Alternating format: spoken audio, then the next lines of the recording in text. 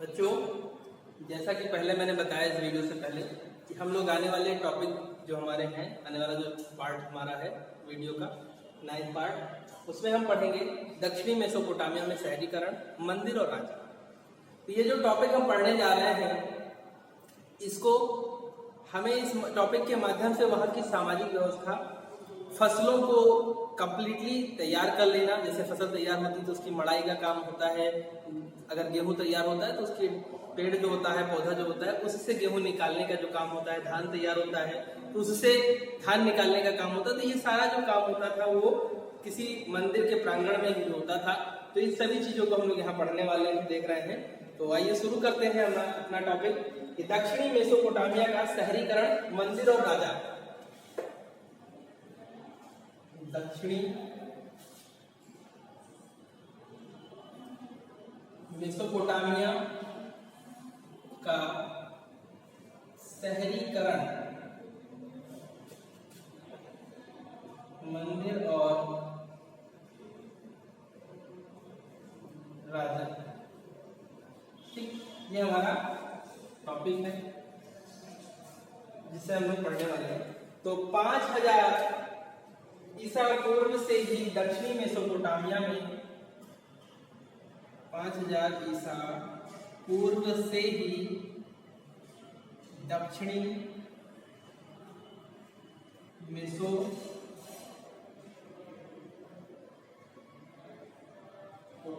में बस्तियों का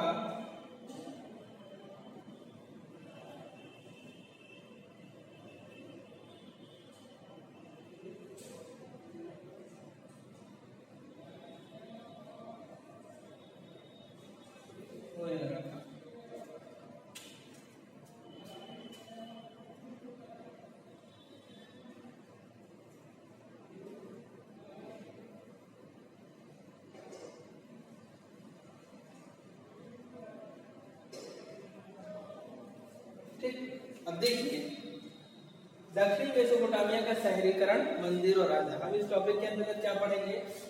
5000 जब देखते हैं शहरीकरण कैसे हुआ, तो पाते हैं कि 5000 ईसा पूर्व से ही, यानी आज से लगभग 5000 वर्ष ईसा पूर्व, यानी 2020 प्लस 5000, ठीक, यानी लगभग आज से 7000 वर्ष पूर्व मेसोपोटामिया में बस्तियों का विकास होना आरंभ हो चुका था। और इस समय कुछ ने तो प्राचीन शहरों का रूप ले लिया था। वहां पे जो बस्तियां बसी थी उनमें से कुछ तो काफी पुराने शहरों के रूप में परिवर्तित हो चुकी थी। इनमें कई तरह के शहर थे।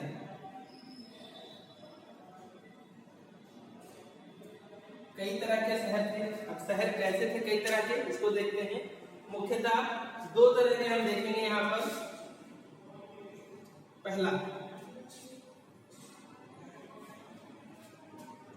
पहले शहर जो मंदिरों के चारों ओर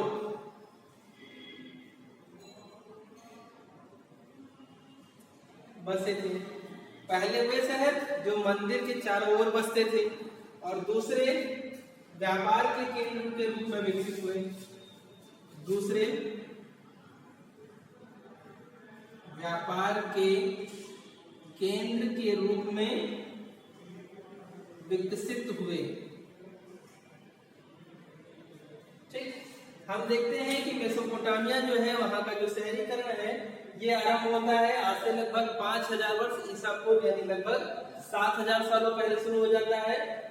7000 वर्ष ईसा पूर्व का मतलब है कि जिससे हम, जब से हमारा सन शुरू हुआ, डेट शुरू हुई, उससे भी 5000 साल पहले उसमें से बस्तियों का बसना आरंभ होता है। कुछ ने जो प्राचीन शहरों का रूप ले लिया था। ये जो शहर होते थे, इनकी बसावट 2 आधारों पर होती थी। एक, मंदिर के आसपास लोगों का बस जाना, और दूसरा होता था व्यापारिक उद्देश्यों को लेकर किसी स्थान पर बसना, जहाँ पर मंदिरों का खास महत्व नहीं होता था। और इसके बाद जो शहर बसते थे, ये तो मंदिर का हो गया, ये व्यापारियों का हो गया। उसके बाद जो शहर होते थे, शेष सभी शहर शाही शहर होते थे। शाही शहर का मतलब शासक की व्यवस्था के अनुरूप बसे हुए, शासक के अधीन चलने वाले शहर होते हैं। यहाँ पर मात्र पहले 2 शहरों की ही हम चर्चा करेंगे, पहले ये वाले और ये वाले। हमें इसकी चर्चा नहीं करनी है। अपने टॉपिक में हमारे सिलेबस में जो दिया है वो इन्हीं 2 के बारे में दिया गया है। ठीक, यहाँ पर हमें यही 2 पढ़ना है। तो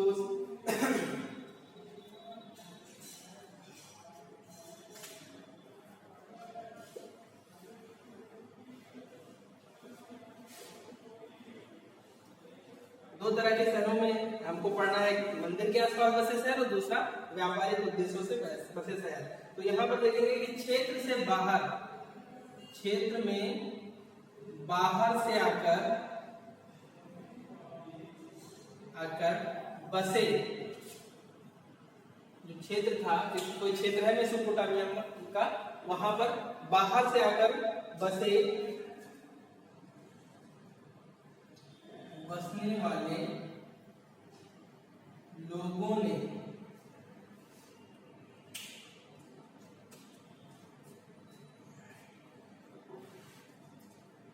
अपने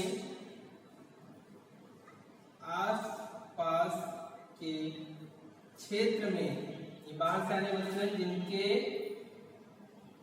मूल निवास का पता नहीं था।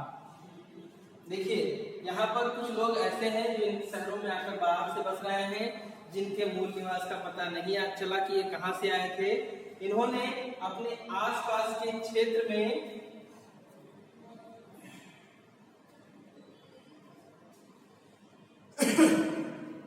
कुछ चुने हुए स्थानों पर या मंदिरों का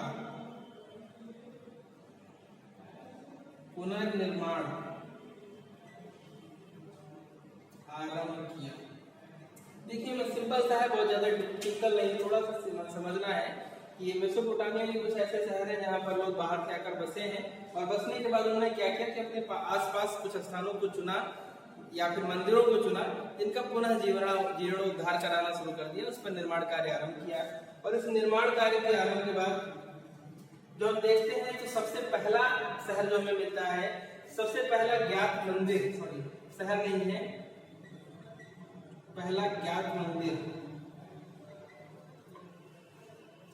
एक छोटा देवालय था जो कच्ची ईंटों से बना था, कच्ची ईंटों से बना था। ठीक है, तो सिंपल सा इतना समझिए कि कुछ एक शहर है जिसके बनने की प्रक्रिया हम लोग समझ रहे हैं। तो बनने की प्रक्रिया ऐसे शुरू होती है कि कुछ लोग आते हैं, बाहर से बसते हैं, अपने आसपास के कुछ चुने हुए स्थानों को देखकर वहां पर मंदिर का निर्माण आरंभ कर देते हैं, और इसके बाद मंदिर के उसी के आसपास लोगों का जमावड़ा शुरू हो जाता है, ज्यादा संख्या में लोग बसते हैं उसके नजदीक। इस तरह से एक मंदिर नगर तैयार होता है, और इस मंदिर नगर के तैयार होने में सबसे पहला मंदिर हमें जो लिखित साक्ष्य में मिलता है वो एक छोटा सा देवालय है, जिसकी संरचना हमें प्राप्त हुई है वहां से।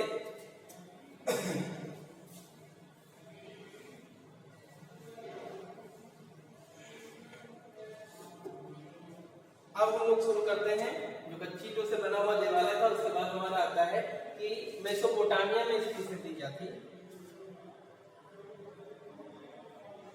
मेसोपोटामिया मंदिर पूरे मेसोपोटामिया में किस तरह से थे।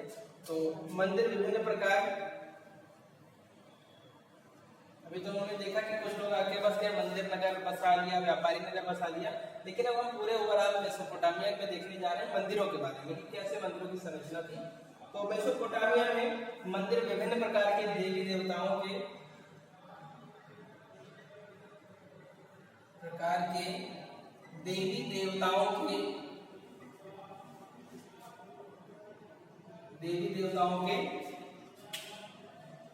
निवास स्थान जैसे होते, निवास स्थान थे।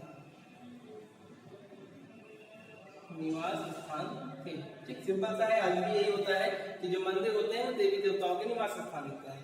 मेसोपोटामिया में क्या था, जो मंदिर थे वो देवी देवताओं के निवास स्थान थे। जैसे कुछ देवताओं के भी नाम मिले, जैसे उर और इन्नाना, ये दो नाम मिलते हैं हमें मंदिर में निवास करने वाले देवताओं के। तो जो उर है इनको चंद्र देवता कहा जाता था, चंद्र देवता कहा जाता, यानी अधिकांश क्षेत्रों में जो मंदिर मिले हैं उसमें उर या इन्नाना की मूर्ति मिली है। उर या इन्नाना वहां से प्राप्त हुए हैं इनके साक्ष्य। और इन्नाना जो है यह युद्ध व प्रेम की देवी थी। इन्हीं दोनों के साक्ष्य हमें संपूर्ण मेसोपोटामिया के मंदिरों में अधिकांश तौर पर प्राप्त हुए हैं। मंदिर ईंटों से बने होते थे, ईंटों से बने होते थे, ठीक। और समय के साथ इनका आकार बढ़ता है, समय के साथ इनका आकार बढ़ता गया, ठीक। आकार कैसे बढ़ता है देखिए, जैसे मान लीजिए छोटा सा मंदिर बना, लोगों का आवागमन ज्यादा हो गया, उसका विस्तार कर दिया गया, फिर और ज्यादा हो गया और विस्तार कर दिया गया, फिर बहुत ज्यादा बाहर के लोग आने लगे दूसरे क्षेत्रों के, जिनको वहां पर रात्रि विश्राम की आवश्यकता होती है, रात में रुकना पड़ता है, या फिर किसी ऐसे क्षेत्र से आए हैं जो समय वापस नहीं जा सकते हैं, तो उनके रुकने की व्यवस्था, खाने की व्यवस्था, ये सारी व्यवस्थाएं की जाएंगी धीरे धीरे ट्रस्ट के तौर पे। तो क्या होगा, उसका आकार बड़ा करना पड़ेगा। तो ठीक इसी तरह समय के साथ इन मंदिरों का आकार जो है वो बढ़ता गया, धीरे धीरे बड़ा होता गया। देवता पूजा का केंद्र बिंदु होता था इन मंदिरों में। जो देवता होता था, देवता या देवी, वह पूजा का केंद्र बिंदु होता था, ठीक। समझ लीजिएगा, केंद्र बिंदु होता था, यानी कि भाई अभी भी आज भी वही परंपरा, मंदिर में जैसे सिस्टम आज चल रहा है आपके यहाँ, वैसे ही समझ लीजिए ठीक उसी तरह होता था। लोग देवी देवताओं के लिए, देवी देवताओं के लिए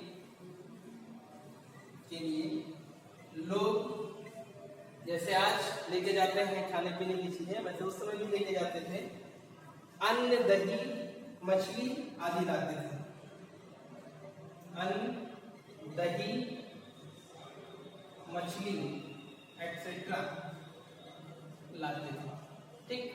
अनाज लेके आते थे, दही लेके आते थे और मछली लाते थे वहां पर चढ़ाने के लिए, चढ़ावे के तौर पे।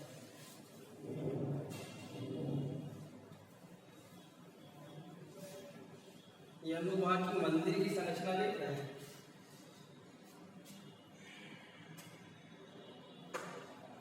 जो देवता होता था, देवता लोग अपने आराध्य देव को, अपने आराध्य देव को खेतों का मत्स्य क्षेत्रों, यानी जहां मछलियां पाली जाती थी उनका, अपने खेतों का, अपनी मछलियां पालने के स्थानों का, तथा पशुधन का। पशुधन क्या होता है, जो पशु वो पालते थे वही तो उनका धन था, वो इनकी पूंजी थी। तो पशुधन का स्वामी मानते थे, स्वामी मानते थे, ठीक। जैसे आज पूछते हैं कि भैया आजकल बड़ी तरक्की कर रहे हैं, तो लोग क्या कहते हैं, अरे सब ईश्वर का दिया हुआ है, जो भी है। तो क्या है, वो इसका स्वामी किसे मान रहा है, वो ईश्वर को मान रहा है इसका स्वामी, ये सब ईश्वर के द्वारा दिया गया है।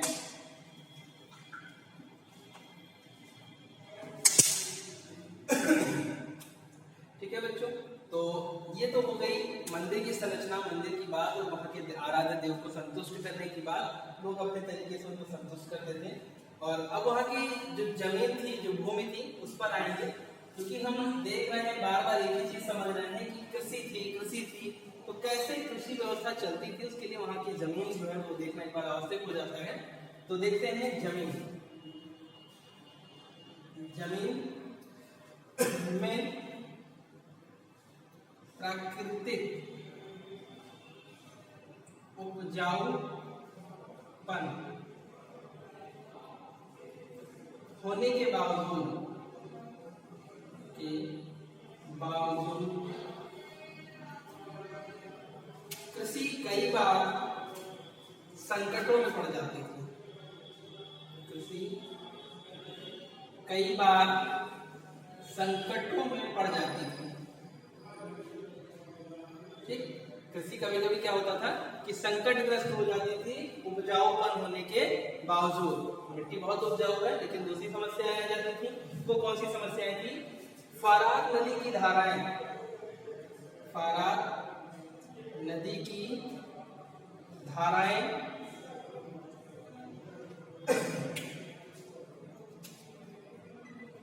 अस्थिर थी। अस्थिर का मतलब, अस्थिर थी इसका मतलब यह है कि कभी बाढ़ आ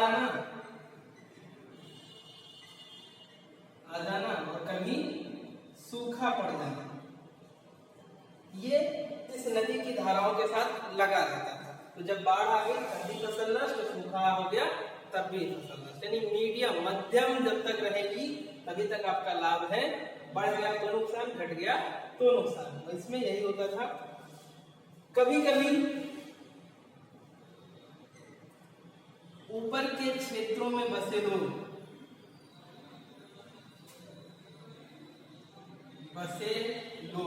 वे लोग, जैसे नदी यहाँ से चली तो यहाँ ऊंचा होगा, यहाँ नीचा होगा। तो इसकी अपेक्षा तो ये स्थान नीचा ही होगा, तभी तो ये पानी यहाँ आ रहा है। नहीं तो ये यहाँ ना आके यहाँ चला जाता, यहाँ चला जाता। तो यहाँ से क्या होता है कि ये ऐसे निकलता है, ये धारा निकल गई, ये मान लीजिए ऐसे धारा निकल गई, ये ऐसे धारा निकल गई। तो सबसे पहले इसको पानी मिलेगा, फिर इसको मिलेगा, इसको मिलेगा, ऐसे पानी मिलेगा। ठीक, तो इसमें क्या होता था कि मिट्टी जो बहा के लाई जाती है नदियों के द्वारा, वो भी तो आएगी इस पानी में, इस पानी में आएगा। जब मिट्टी आएगी तो मिट्टी धीरे धीरे जमना शुरू होगी, जमना शुरू हो जाएगी। तो जब मिट्टी अगर साफ न की जाए, इस जो क्षेत्र में निकली हुई धाराएं हैं उसे अगर मिट्टी को ऐसे साफ कर देंगे हम तो पानी ऐसे पहुंच जाएगा यहाँ लास्ट तक। लेकिन अगर साफ ना करें तो क्या होगा, यहाँ पर पानी स्टोर हो जाएगा। स्टोर होने के साथ इनका तो काम अपना होता है, लेकिन यहाँ जो एक्स्ट्रा होगा वही यहाँ जाएगा, यानी इनका नुकसान नहीं होगा। अतिरिक्त होते ही पानी इधर निकल जाएगा, और अगर कम होगा तो इनका अपना काम हो जाएगा, और ये जो है ये सूखा पड़ा रह जाएगा। तो यही होता था कि जो ऊपरी क्षेत्रों में बसे हुए लोग थे वो कभी कभी इन क्षेत्रों की गाद की सफाई नहीं करते थे, जिसके कारण यहाँ तक पानी नहीं पहुंच पाता था। ऐसे में सूखे की स्थिति उत्पन्न हो जाती थी, और सूखा तो बाद में उत्पन्न होगा, पहले मारपीट की स्थिति उत्पन्न हो जाएगी, यानी इनका ऐसे विवाद हो जाएगा। ठीक, तो मैं लास्ट में यही बताऊंगा कि इसी कारण अक्सर मेसोपोटामिया क्षेत्र के लोगों में, जो कृषि क्षेत्रों में थे, उन लोगों में आपसी संघर्ष भी होते रहते थे।